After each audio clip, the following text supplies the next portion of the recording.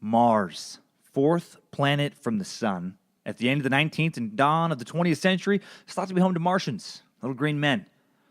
Popularized in stories like H.G. Wells' War of the Worlds in 1898, inventor/mad scientist Nikola Tesla, one of the forefathers of modern technology, thought Martians were actively communicating with Earth in 1899. By the end of the 20th century, we learned that Mars does not have Martians, despite the stubborn beliefs of conspiracy theorists. What it does have is a thin atmosphere susceptible to intense solar windstorms engulfing the entire planet in red dust. Unable to retain the sun's heat, temperatures can plummet to negative 225 degrees Fahrenheit in the brutal Martian winter. There's no water, no living organisms of any kind. Not even Matt Damon could grow plants there. The Martian movie reference, for those of you wondering how the fuck Matt Damon got to Mars. It's a giant red rock of dust, ancient volcanoes, canyons, caves, and valleys. In short, it's a shithole. Like, imagine the worst town you've ever been to, like Battle Mountain, Nevada, for me. Think about how much it must suck to live there. You know? Picture the worst neighborhood of the worst town you've ever been to, and then imagine a whole city being nothing but that neighborhood, and then put that in the middle of northern Nevada with nothing but tumbleweeds, high desert, and barbed wire fence for like 100 miles in any direction. That's Battle Mountain. Mars, way worse than that. And yet, Elon Musk, another mad scientist, a billionaire, who has been described by others and himself as a real-life Tony Stark, a living, breathing Iron Man, not only thinks we should go there, he thinks a lot of us should live there. And he's putting his money where his mouth is to get us there as early as 2022. Find out more about Musk and his mission to Mars, including how much it's going to cost to get a ticket on the first trip, in this interplanetary episode of Timesuck. You're listening to Timesuck.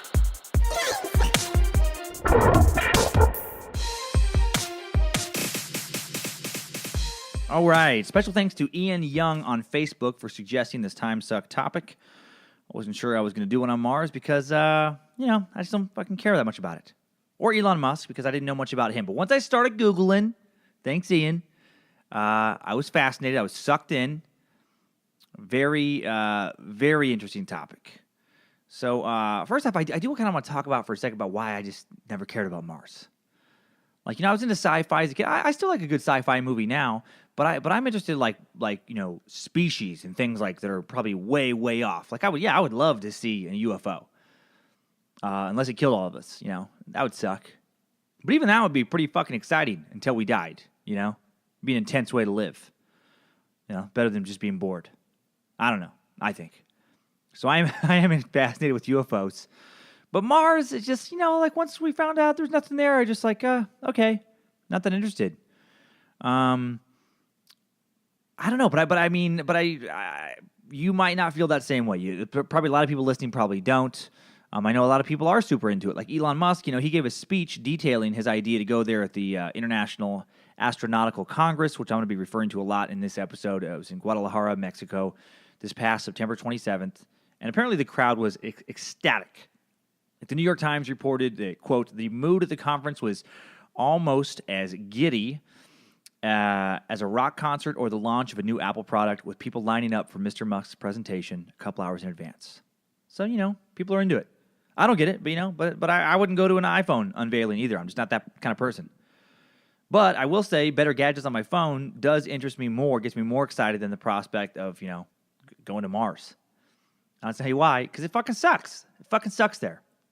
Why does anyone get excited about it? Like, to me, making it to Mars isn't really that much cooler as making it back to the moon.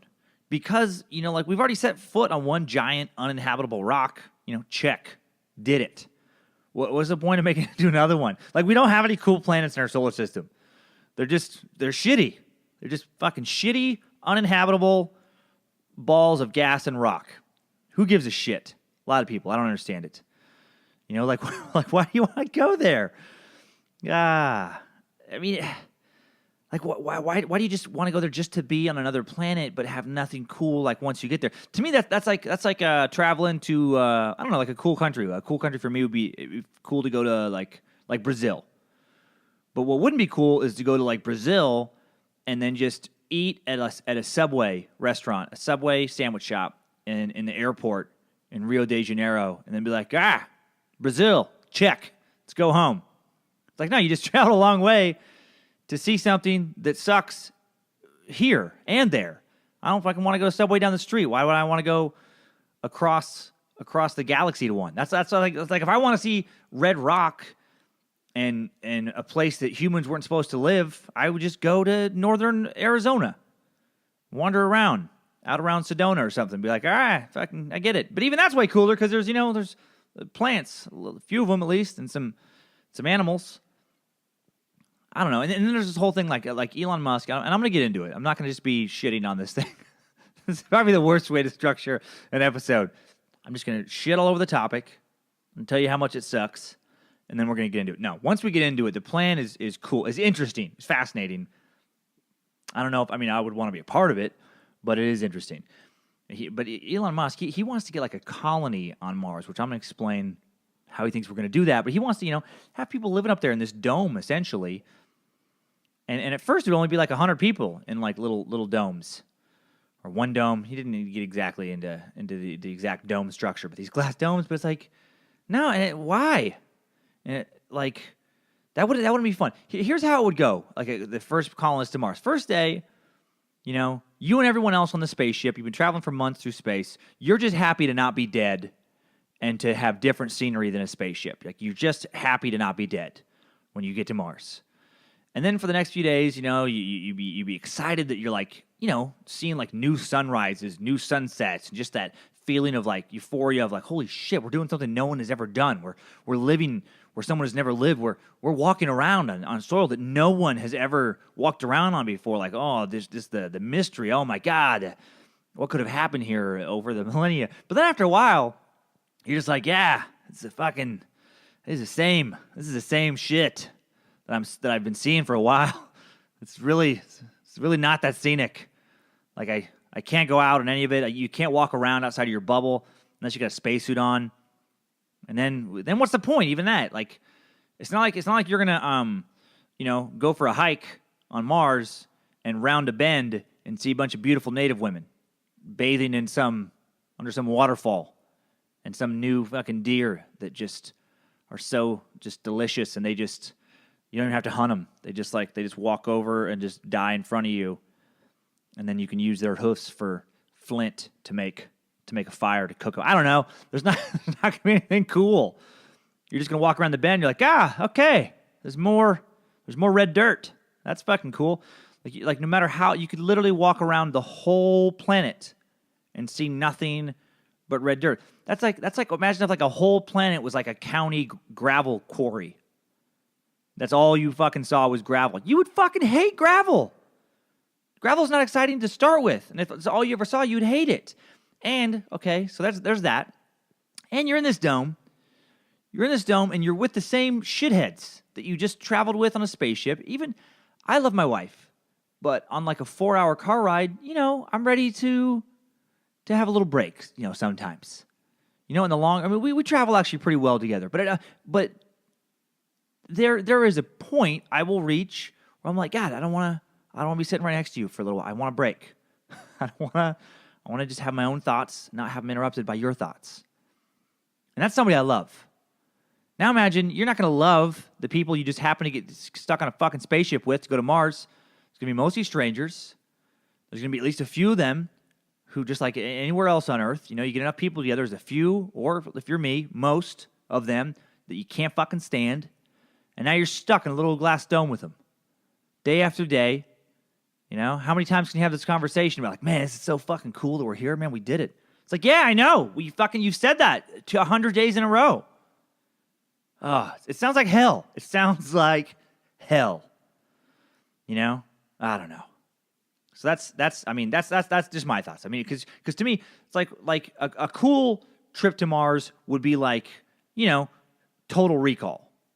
Like if I can go up there and have some kind of Quato moment, the little dude that pops out of the guy's chest on Total Recall, just Open your mind. Okay. Mind open, Quato. Open your mind. Now that would be cool. But that's not what it is. But Elon Musk thinks very differently than I do. So let's get into what he is all about. That's what we're listing for this one. He's the 45-year-old billionaire founder of SpaceX rocket company, amongst many other things. And he's wanted to go to Mars since he was a boy, and he has a plan. He's been spending tens of millions of dollars a year developing this technology for what he calls an interplanetary transport system. He's already developed this Raptor rocket engine, which there's a lot of specs on here, like the engine's nozzle is about 14 feet in diameter. The final version will generate 3 million newtons of force with a chamber pressure 3 times that of the Merlin engines that currently propel SpaceX's Falcon 9 rocket. I think the Merlin engines NASA uses for their own space shuttles. Production Raptor goal is a specific impulse of 382 seconds and a thrust of 3 metric tons at 300 bar. I don't know. He wrote that on Twitter. I don't know what the fuck half of that shit means. Do not know 382 seconds with a 150 area ratio vacuum. What? Okay. Anyway, I don't know. If you know, good for you. If you know what any of that meant. If you're literally a rocket scientist. But I guess the point of all that, and the reason people are excited, nerds are into this, is because it's going to be super powerful. I guess is the point of all that. It's like way more powerful than the engines. I guess I shouldn't say it's going to be. It already is more powerful than like NASA's current rocket ship engines. And the rocket he's working on to get to Mars is going to have 42 of these fuckers in it. So it's like a V8 engine times a billion or something. I don't know. And the spaceship attached to the rocket is going to have 9 more Raptors. And all this is going to be 400 feet long. It's going to be like the biggest rocket ever. And that's the thing he thinks is going to take us to Mars. So he's working on that now. He's working on the rocket to get the shuttle up above Earth's atmosphere, and then it's going to get like refueled by some other kind of refueling system that floats around. And then the 9 more Raptor engines are going to shoot it over to Mars, and it's going to take like 80 days to get there. And it can only launch once every 2 years because that's when Earth and Mars are the closest with their rotations.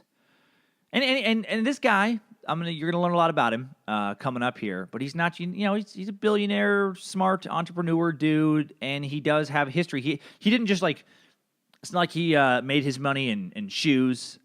He's not. It's not like Phil Knight's like fucking. I'm going to space now, and all of a sudden he just starts talking some crazy shit, and people listen to him because he's rich. No, he has a background. This company's been around for a while. It's a company he founded. This SpaceX, and he's already like gotten NASA contracts with other nations' governments to put satellites into orbit, to bring cargo to the International Space Station. He has a track record with doing cool shit in space. Okay, now he thinks this at this big speech he gave in Guadalajara. He thinks the rocket's going to end up costing about $10 billion to develop. He thinks it'll be ready as early as 2022. And this shuttle he's designing could take 100 passengers at a time, trips planned every 26 months.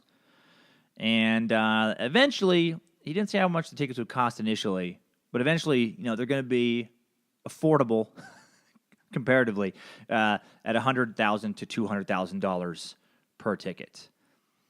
So, I'm guessing the initial tickets are pretty goddamn expensive. I mean, that's pretty expensive. But, maybe someday, if you have $100,000 you've been saving up to get yourself to Mars, to live in a bubble, we'll fucking get out of here then. We don't want you. But whatever. If that's what you want to do. And he thinks to establish a self-sustaining Mars civilization, because that's the end goal for this. The end goal for this for him is he wants a self-sustaining civilization. So like Earth could be fucking blown up. We still got people on Mars, and they're going to be creating new colonies. He wants us to be like this. You get everybody living on Mars, and you get that shit figured out, how to live on one planet that doesn't have the atmosphere that we need, and figure out how to get rockets going there and send them to other planets. And then the human race, now we're living in fucking Star Trek land. That's his goal. He clearly watched a lot of Star Trek as a kid, and he got a lot of money, and he's like, let's make it real.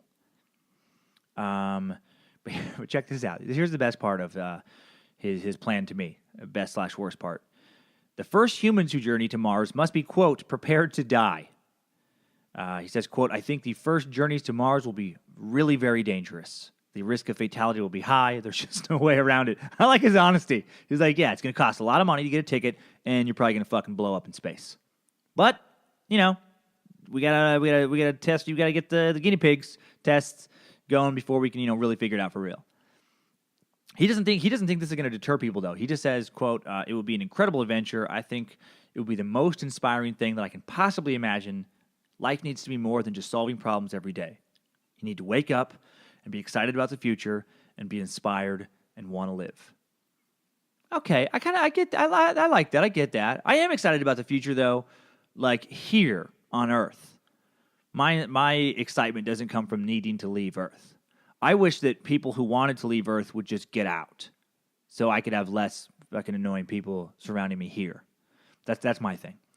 So here's how he's going to do it. He got the 4 phases of colonization. Even though I still don't want to go, this is a pretty fucking cool plan. Phase 1, unmanned scouting missions beginning as early as 2018. I mean, that is pretty cool. It's right around the corner. He'll send spacecrafts he's calling Red Dragons to Mars to basically figure out how to successfully land there without wrecking the spacecraft. So down the road, they can send spacecrafts there and back. They don't want to just, send something out. They can make it there, kind of like the fucking rover thing, but then it can't get back. And that's, something that hasn't been done. He needs to figure out how to land on Mars and then figure out how to bounce back off Mars to get back to Earth. And each of these rockets, like these initial kind of test rockets he's going to send to Mars, are going to have a few tons of payload. Stuff like water hunting robots is one of the things he says. Machines to figure out how to create methane rocket fuel using carbon dioxide and other elements already existing in the Martian atmosphere. I mean, that's pretty fucking smart. It's way beyond my intelligence. I mean, he's going to, try and figure out how, see if on a small scale in phase 1, he can figure out how to use existing elements to create the fuel needed to send rockets back. Which, if you can't figure that out, then you can never get a rocket back. Because I guess unless you could figure out how to get enough fuel round trip, but that doesn't I don't think, based on the very little I know about rocket technology, that's not an option. So, because you just need so much to get it up into fucking space. I love how I've read a few hours worth of rocket shit. And I'm like, you can't do it because it's a lot of fuel, you guys. It's a lot of gallons. Okay, you can't. Just don't ask me about it because my knowledge is very, very thin, and I will shut down. But anyway, he wants to have a regular trips. Starting in 2018. One rocket leaves to Mars. Let's start preparing the next launch. Let's start getting the next rocket ready. He called it trains leaving the station. He wants on a clockwork, on a schedule, rocket, each carrying a couple tons of stuff up into Mars.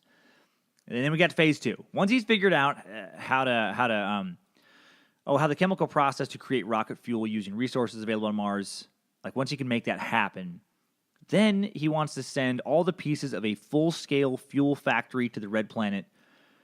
So once they start sending people, these people can put all the shit together and then make the fuel in this factory, and then and then head back. It's pretty smart. Okay, so now you can have a factory on there.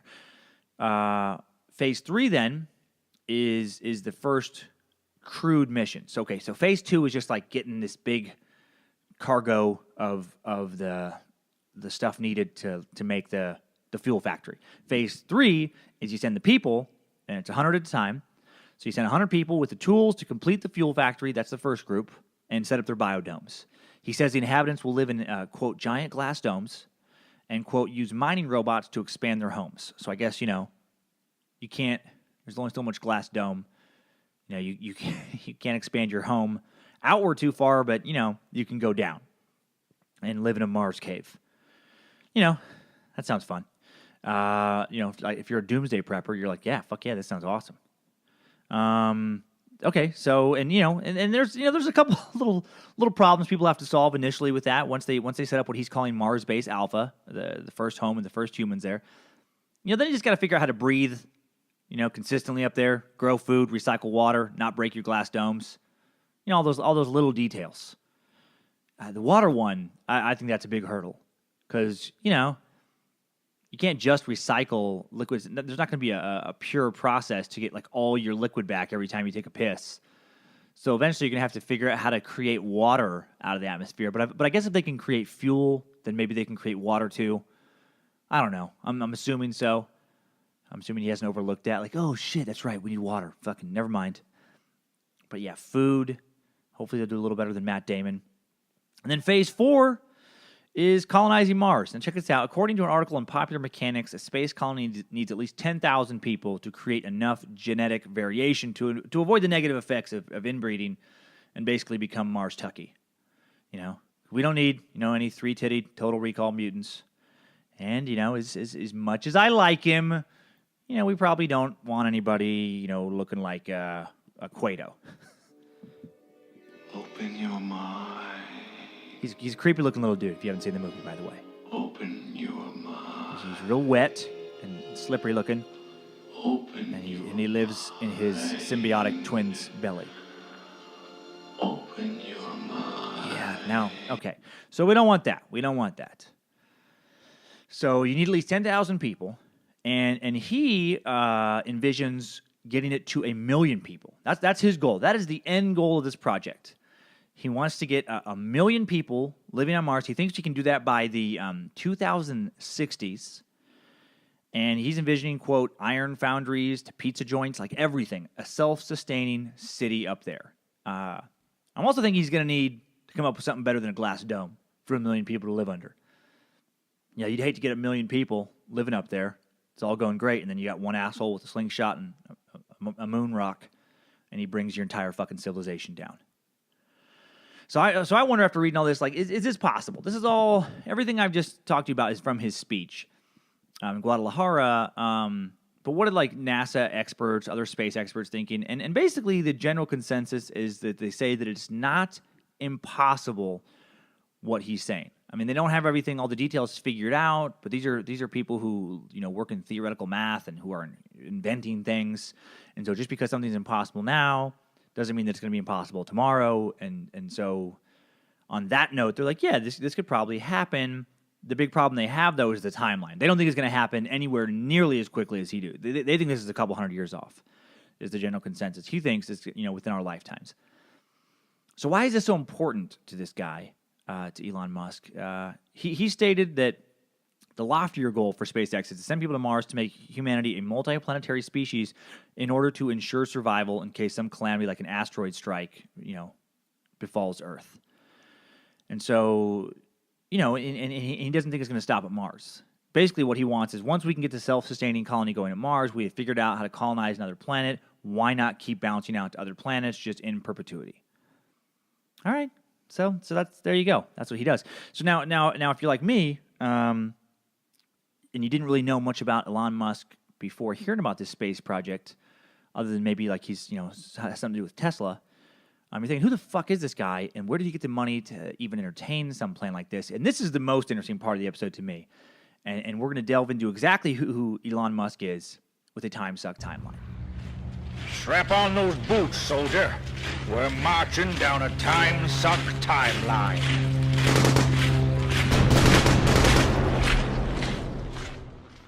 Elon Reeve Musk is born on June 28, 1971 in Pretoria, South Africa. His mom is Canadian-born Mae Musk, an incredibly successful dietitian who began modeling in the 60s and is still super hot. Still a cover model today. I'm not fucking kidding. She's 68 years old and legitimately sexy. She appeared nude on the cover of New York Magazine in 2011, signed with IMG, the top modeling agency in the world, last year, 2015. So solid genes on mom's side, very intelligent, very innovative, very attractive. Mae met his dad, Errol Musk, while going to high school in South Africa. And his dad was a very successful electromechanical engineer when he was growing up, and a dude attractive enough to marry a model. So, pretty solid brains, pretty solid looks on both sides, combined with a home life of great nutrition with his mom's interest in being a dietitian and the technological knowledge from his dad. So that's how you get started creating a real-life Tony Stark. But not everything was easy. In 1980, at the age of 9, his parents divorced, and he lives mainly with his dad and takes up an interest in computers and programming on his Commodore VIC-20, a computer that would make a 9-year-old today immediately lose interest in computers. For you computer geeks out there, this thing had 5 kilobytes of RAM. 5 kilobytes of RAM, which makes it slightly less powerful than a dollar store solar calculator. So that's what he started with. So in 1984, though, with his limited technology, He early in personal computers, he creates the code for a Space Invaders type game he wrote called Blastaar at the age of 12. So, and he published the code for it in a magazine called PC and Office Technology. You can actually find it online. If you just Google Elon Musk Blastaar, you can find it. I played it. It's one of those games. It's kind of like, again, like Space Invaders, where like your space bar shoots the little laser blast at the little alien going from side to side up top, and you can use your left-right keys to move to the sides. You know, I mean, very rudimentary, but this is early on in game programming, and the kid was 12. So, you know, we know he's got an interest in computers, and not a normal kid, not your typical kid. He's also quiet, bit of a loner, very small child, one of the smallest kids in school, and he was a fucking nerd, which was not cool in South Africa in the 80s.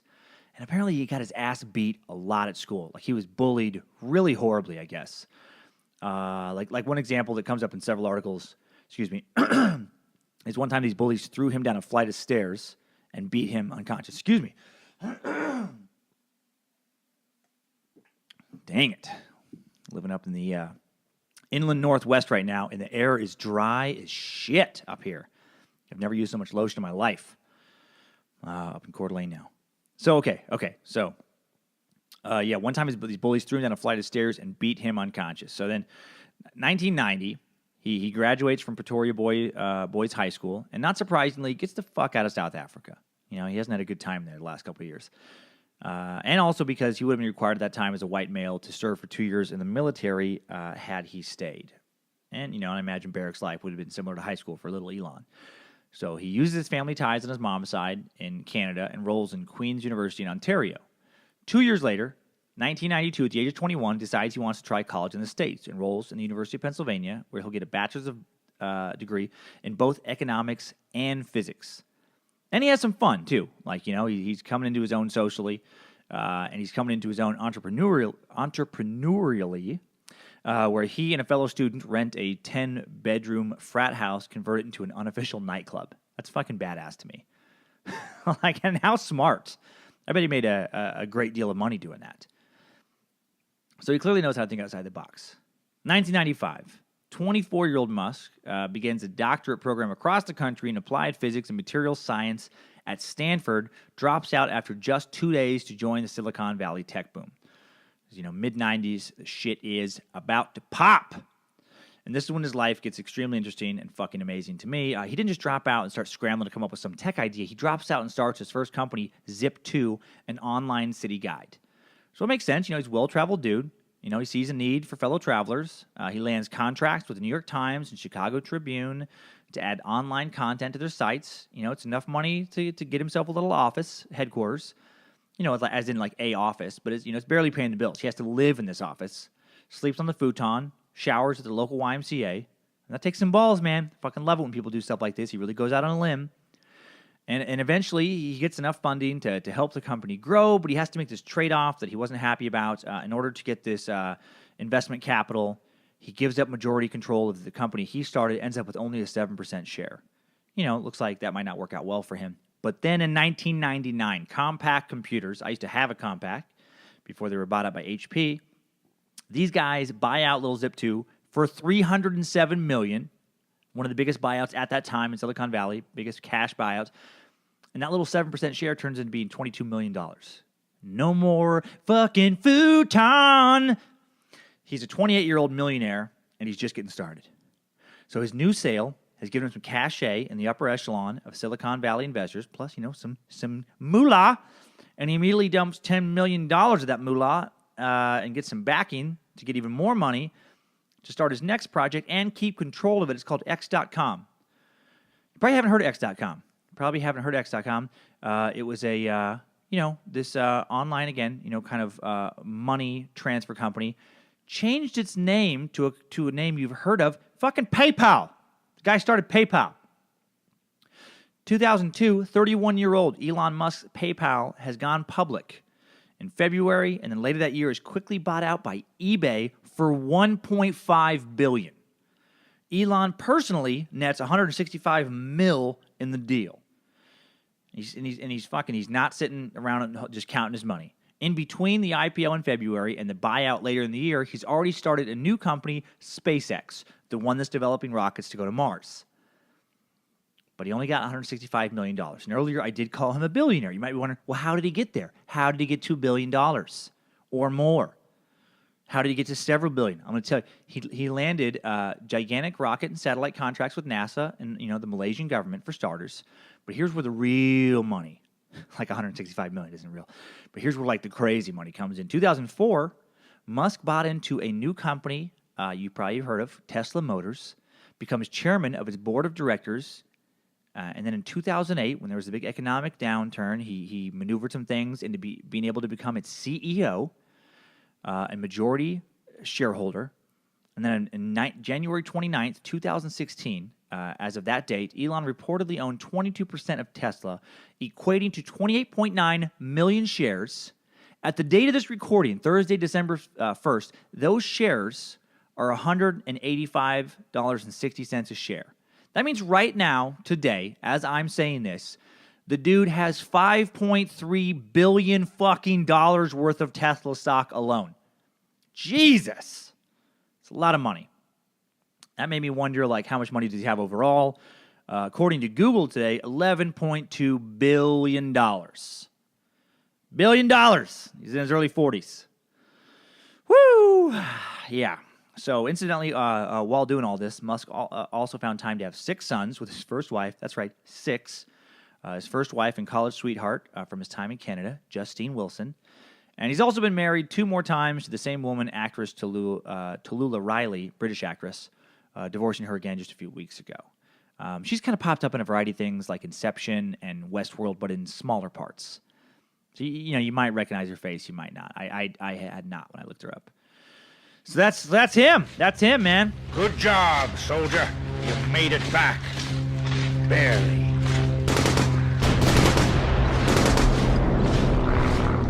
All right, well, now you know what Musk wants to do with Mars and how to get the money to do so. Interesting shit, I think, right? Interesting shit. So let's hit the highlights one more time before we go with some top 5 takeaways. Timesuck. Top 5 takeaways. Top 5 takeaway number 1. By the 2060s, just 50 years from now, Musk believes 1 million people could be living on Mars thanks to SpaceX technology and his bold colonization plan. And if you recall from my episode on artificial intelligence, they will probably have an additional 1 million sex robots in tow living with them. I'm just going to say that right now. I'm predicting that. Number 2, Martian colony would be the one and only cool thing on Mars. It's a fucking galactic version of Battle Mountain, Nevada. It's nothing but red rock and dust as far as the eye can see and has an average temperature of negative 80 degrees Fahrenheit. So have fun with that. Number 3, the first passengers to Mars must be, quote, prepared to die. The risk of fatality will be high. So, best case scenario for the first 100 Mars Voyagers is to live in a little glass dome and build a refueling station so people can get the fuck off of Mars, which you'll probably want to do by the time you have it built. Worst case is to blow up in space. Number 4, Elon Musk is worth $11.2 billion. Think about that number for a second. $11.2 billion. He could lose $11 billion and still have more money than 99% of humanity. And number 5, Elon's mother, May Musk, is 68 years old and sexy as fuck, which I find even more fascinating than traveling to a dead planet. Timesuck. Top 5 takeaways. All right, thanks for listening, everybody, to Timesuck. I'm loving you, Timesuckers. I love the feedback I'm seeing online. Love all the reviews on iTunes, man. It makes my heart feel good.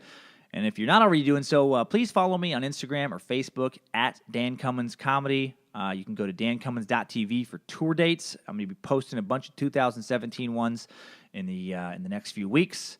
And check out TimesuckPodcast.com for pictures to go along with certain of these episodes. And it's just a fun little site I'm enjoying. And follow Cueto's advice as well, and open your goddamn mind. Open your mind.